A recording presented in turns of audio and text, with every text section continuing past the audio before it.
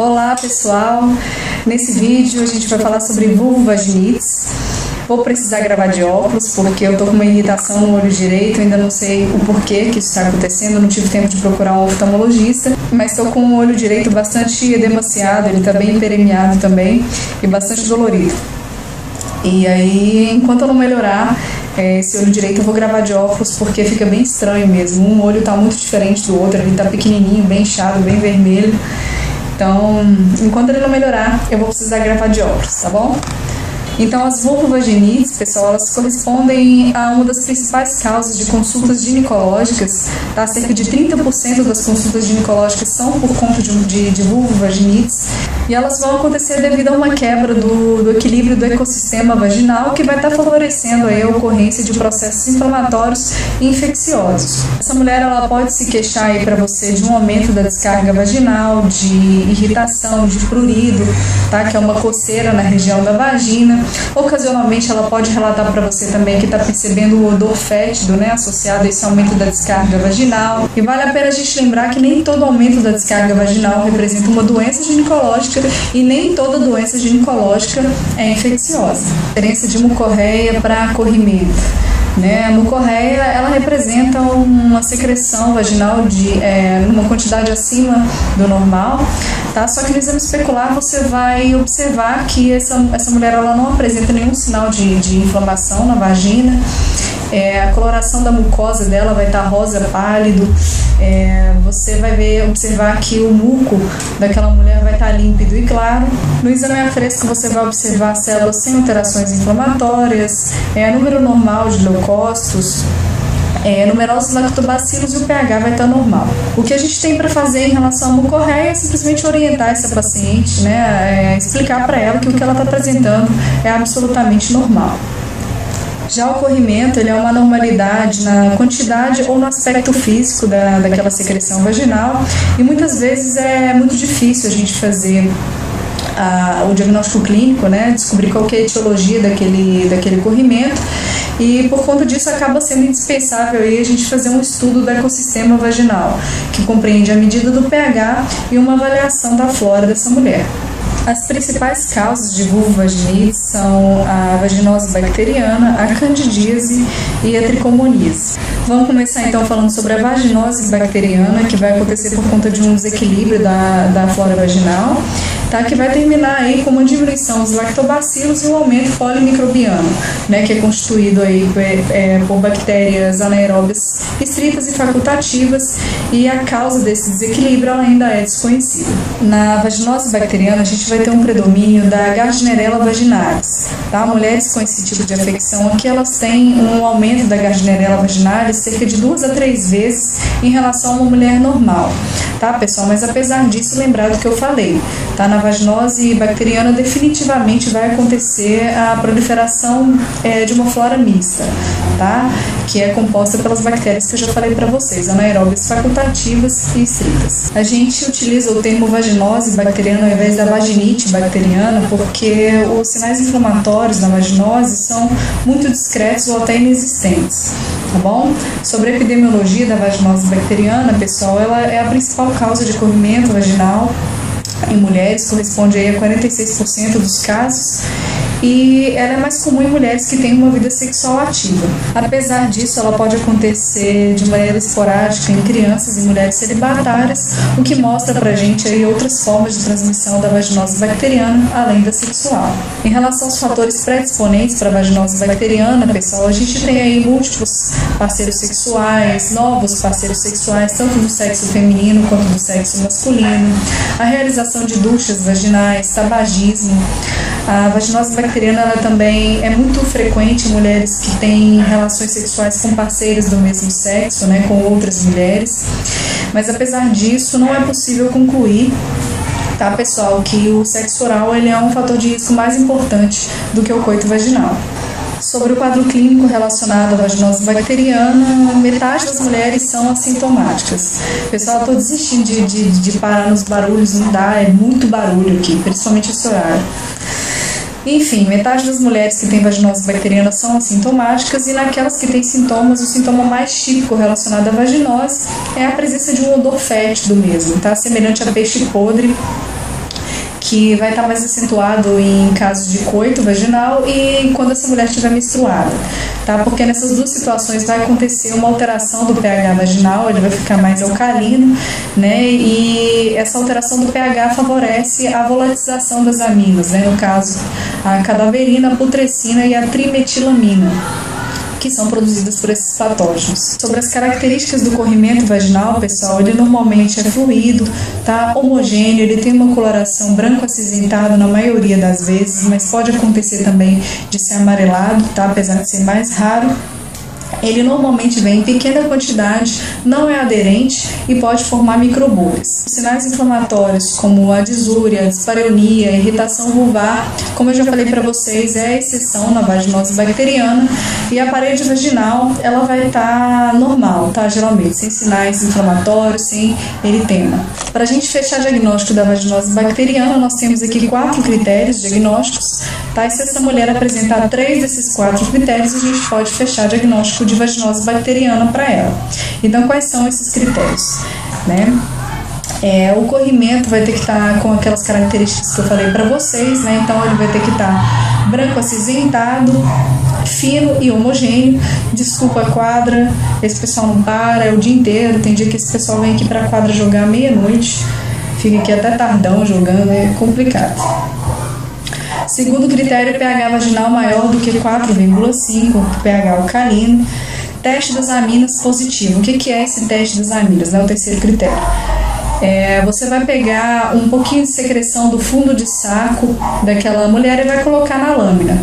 Depois que você fizer isso, você vai pegar uma ou duas gotinhas de hidróxido de potássio a 10%, vai pingar sobre essa secreção. Esse teste vai ser positivo quando subir imediatamente um odor bem desagradável, tá? Devido à liberação das aminas.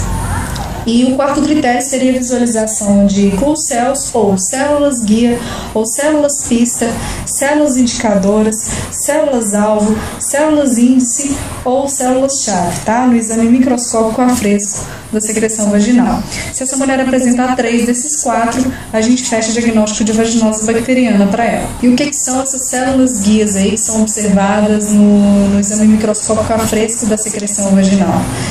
São células do epitélio vaginal recobertas por bactérias, dando para essas células um aspecto granuloso e impreciso. Como eu já comentei com vocês, pessoal, a bactéria mais encontrada é a Gardnerella vaginalis, e esse achado vai estar presente em cerca de 20% das mulheres com vaginose bacteriana. Sobre o tratamento da vaginose bacteriana, todas as mulheres sintomáticas, incluindo as gestantes, devem ser tratadas. Tá? E como opções de tratamento, nós temos aí 2 opções para vocês, tá? O metronidazol via oral mesmo, 500 mg de 12 em 12 horas por 7 dias. E você tem também o metronidazol gel a 0,75%. E você vai orientar essa mulher a usar um aplicador cheio, tá? Que corresponde a 5 gramas, uma vez ao dia por 5 dias. Em relação à transmissão sexual da vaginose bacteriana, como eu já comentei com vocês, ela não é a principal via de transmissão, tá? Mas pode acontecer. O Manual de Controle de Doenças Sexualmente Transmissíveis do Ministério da Saúde em 2016 informou que a vaginose bacteriana não acontece por transmissão sexual. Tá? E de acordo com o CDC de 2016, a via sexual também não é a via principal de transmissão da vaginose bacteriana, mas a gente, apesar disso tudo, né, a gente tem que lembrar que o fato de você ter múltiplos parceiros sexuais ou novos parceiros sexuais foram colocados como fatores predisponentes, tá, para a ocorrência da vaginose bacteriana, e por conta disso, esse fator ele não deve ser esquecido. Em relação ao manejo dos parceiros, não está recomendado o tratamento, tá, do parceiro dessas mulheres que tem vaginose bacteriana, porque não foi evidenciado um aumento das taxas de cura e também não houve uma redução da recorrência da vaginose bacteriana com o tratamento do parceiro. Então, não está recomendado. Em casos de alergia ou intolerância à terapia recomendada, né, para o tratamento da vaginose bacteriana, a gente tem que dar preferência ao creme vaginal de clindamicina. Então, você vai prescrever para ela o creme de clindamicina, né, a 2%, vai recomendar para ela um aplicador cheio, que corresponde a 5 gramas, à noite por 7 dias. Sobre a vaginose bacteriana na gravidez, como eu já comentei com vocês, todas as gestantes sintomáticas devem ser tratadas, tá? E o tratamento preferencialmente deve ser o de forma sistêmica. Apesar de ter sido evidenciado que o metronidazol é seguro em gestantes, muitos profissionais evitam o uso do metronidazol no primeiro trimestre de gestação. Tá? Então, como opções aí para o tratamento da vaginose bacteriana, ou as opções recomendadas, a gente tem o metronidazol 500mg via oral, 12 em 12 horas por 7 dias, ou você pode passar o metronidazol de 250mg via oral de 8 em 8 horas por 7 dias, E uma terceira opção seria a clindamicina também, tá? Clindamicina 300mg via oral de 12 em 12 horas também por 7 dias. Vamos falar agora sobre a candidíase vulvovaginal, que corresponde à segunda principal causa de corrimento vaginal nas mulheres, tá? Ele corresponde a 23% dos casos de vulvovaginites e é uma infecção da vulva e da vagina causada por um fungo que vai se desenvolver ali quando o meio for favorável. A via sexual não é a principal forma de transmissão da candidíase. E esse fungo, gram-positivo, ele faz parte da flora endógena vaginal de até 50% das mulheres assintomáticas. Pessoal, aproximadamente 80 a 90% dos casos vai acontecer pela Candida albicans, tá? E somente 10 a 20% pela Candida não albicans, pelas Cândidas não albicans. E essa prevalência significativa da Candida albicans acontece porque elas têm maior capacidade de se aderir às células vaginais. E uma outra particularidade da Cândida, pessoal, é que ela se prolifera mais em ambientes ácidos, apesar da ação dos lactobacilos. Os fatores predisponentes para a candidíase, pessoal, são a gravidez, o diabetes mellitus descompensado, obesidade, uso de contraceptivos orais de altas dosagens, uso de antibióticos, corticoides ou imunossupressores, hábitos de higiene e vestuários inadequados, porque eles diminuem a ventilação e aumentam a umidade e o calor local. Contato com substâncias alérgenas e ou irritantes, como por exemplo talco, perfume, desodorante, e alterações da resposta imunológica, que aqui seria uma imunodeficiência, estresse, inclusive a infecção pelo HIV. Em relação ao quadro clínico da candidíase, vai depender do grau da infecção e da localização do tecido inflamado. Tá? Os sinais e sintomas que eu vou listar aqui para vocês, eles podem vir associados ou isolados. Então vamos lá. Sinais e sintomas relacionados à candidíase, quais são? Prurido vulvovaginal, que é o principal sintoma relacionado à candidíase, e ele possui uma intensidade variável, ele pode ser de leve a insuportável e ele piora à noite e é exacerbado pelo calor local. Queimação vulvovaginal, dor à micção, que seria uma disúria, dispareunia, o corrimento da candidíase, ele é muito característico, que é um corrimento branco, grumoso, inodoro e com aspecto caseoso, semelhante a um leite coalhado. Hiperemia e edema vulvar, escoriações de coçadura, fissuras e maceração da vulva, vagina e colo recoberto por placas brancas ou branco-acinzentadas aderidas à mucosa. O quadro clínico da candidíase, ele tem um início súbito, tá? E ele vai surgir ou se exacerbar na semana que precede a menstruação, tá? Que é quando a vagina vai ter uma acidez máxima. E ela melhora durante o período menstrual e no período pós-menstrual. O parceiro sexual daquela mulher, ele pode apresentar uma hiperemia do pênis, tá? Uma irritação ou uma balanopoxia. Eu tenho aqui uma tabelinha que eu vou dividir com vocês que ajuda a gente a caracterizar, segundo algumas variáveis, quando que essa doença, no caso a candidíase, vai ser não complicada e quando ela vai ser complicada. Então, em relação aos sintomas ou severidade, a gente tem na doença não complicada, ele vai ser suave ou moderado, e na doença complicada, esses sintomas ou severidades serão graves, que é a presença de eritema e edema vulvares extensos, presença de escoriações e fissuras. Em relação à frequência, na doença não complicada é esporádico e na doença complicada é recorrente, que a gente diz que é recorrente quando aquela mulher apresentar 4 ou mais episódios em um ano. Em relação ao organismo, a doença não é complicada quando o organismo for a Candida albicans e complicada quando for por espécies não albicans. Em relação ao hospedeiro, a doença não é complicada quando acontecer em mulheres sadias e vai ser complicada quando acontecer em mulheres com alguns problemas de saúde, como diabetes mal controlado, infecções recorrentes, gravidez e imunossupressão. Em relação ao diagnóstico da candidíase, na maioria das vezes a gente consegue fechar diagnóstico pela clínica da paciente com a realização do exame a fresco. E nas situações em que essa mulher vai apresentar uma candidíase vulvovaginal de repetição, a gente pode lançar a mão aí do exame de cultura, que vai revelar para a gente se há a presença das espécies não álbicas. No caso, então, da candidíase, pessoal, o exame microscópico a fresco, que é feito também com o hidróxido de potássio a 10%, vai revelar para a gente a presença das pseudohifas em 70% dos casos. Então, o hidróxido de potássio a 10%, ele tem duas participações importantes, que vão auxiliar a gente aí no diagnóstico das vulvovaginites. O primeiro, como eu já comentei com vocês, vai ser lá no teste das aminas, quando você suspeitar de uma vaginose bacteriana, em contato ali com a secreção vaginal dessa mulher, ele vai gerar um odor muito fétido, semelhante a peixe podre, devido à liberação das aminas. Então, nesses casos, vai estar auxiliando a gente no diagnóstico da vaginose bacteriana e auxilia também no diagnóstico da candidíase, que vai revelar para a gente a presença das pseudohifas aí no exame microscópico a fresco, no caso da candidíase.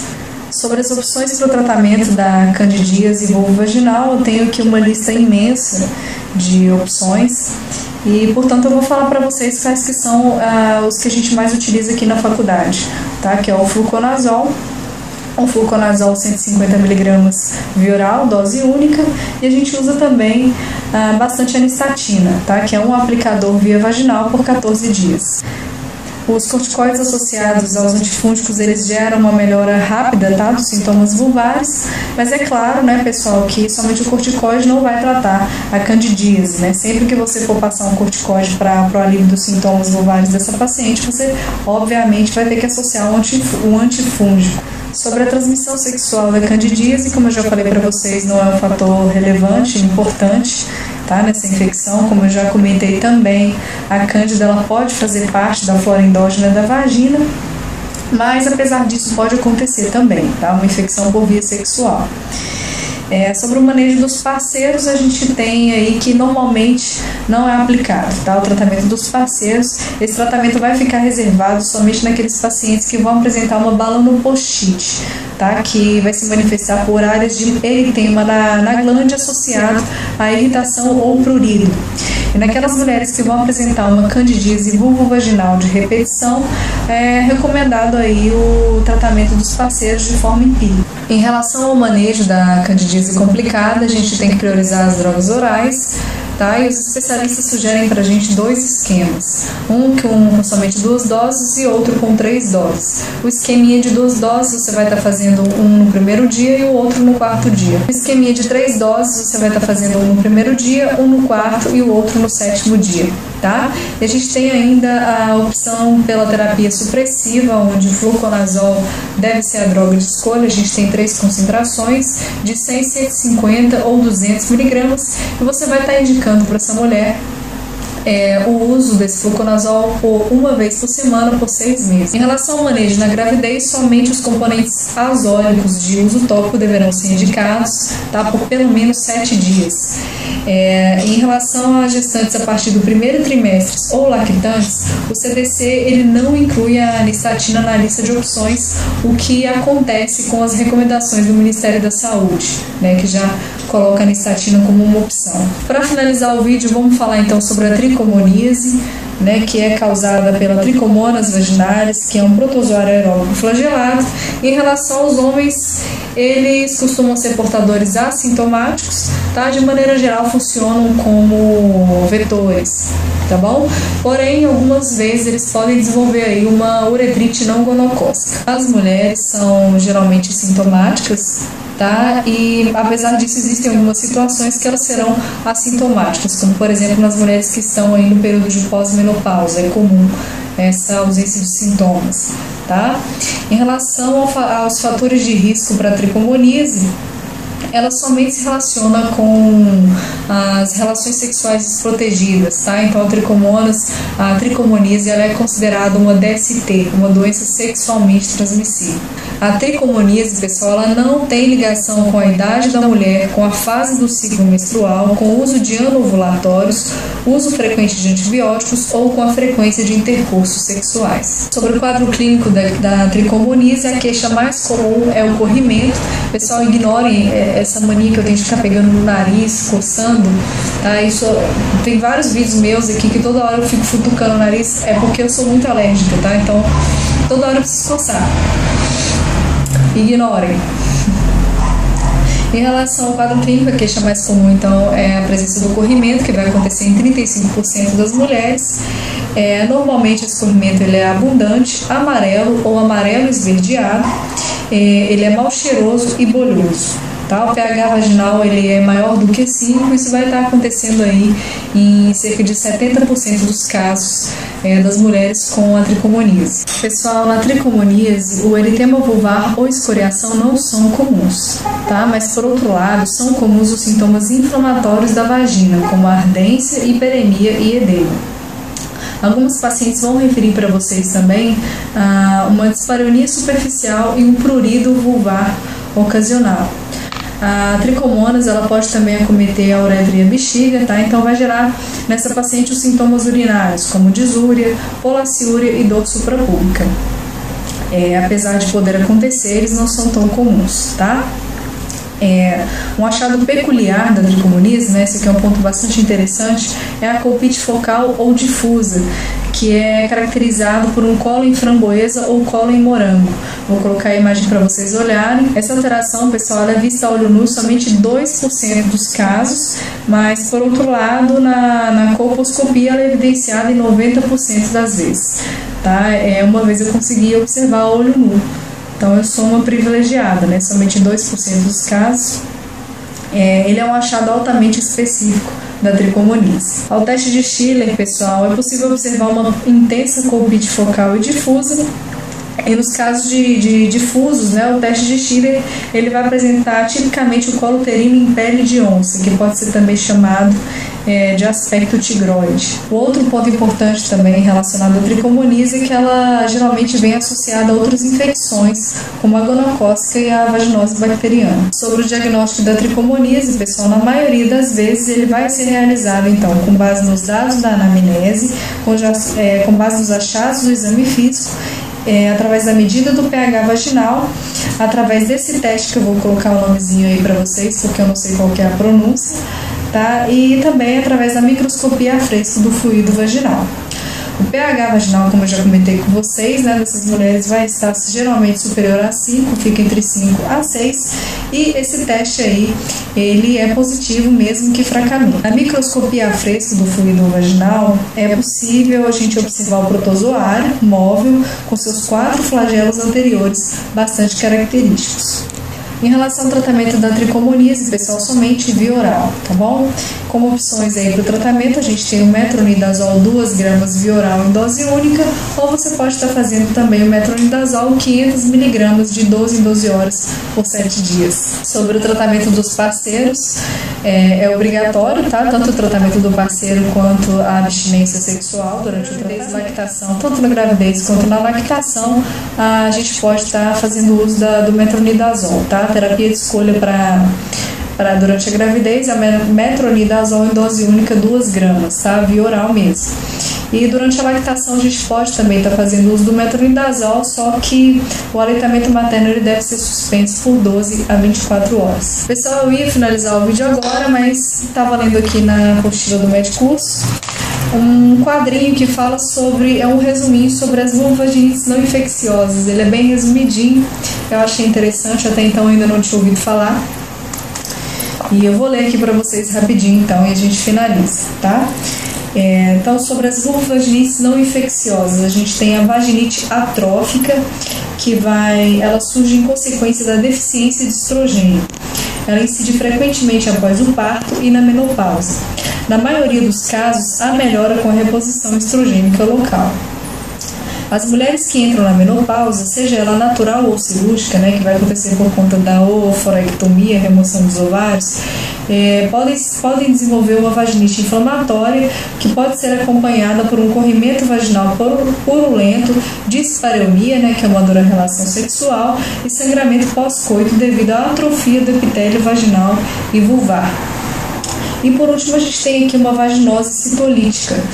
Ela trata-se de um estado de desequilíbrio do ecossistema vaginal, caracterizado por diminuição do pH vaginal e elevação da população de lactobacilos. O quadro clínico caracteriza-se pela presença de corrimento vaginal branco, grumoso, acompanhado de prurido genital e ardor, que piora no período pré-menstrual. Muito difícil aqui de fazer diagnóstico diferencial com uma candidíase, né, no caso o diagnóstico clínico, né? Então, o diagnóstico ele é clínico e microscópico. Evidencia-se no esfregaço aumento do número de lactobacilos, pequeno número de leucócitos, evidências de citólise e ausência de tricomonas, gardnerella ou candidíase, lógico.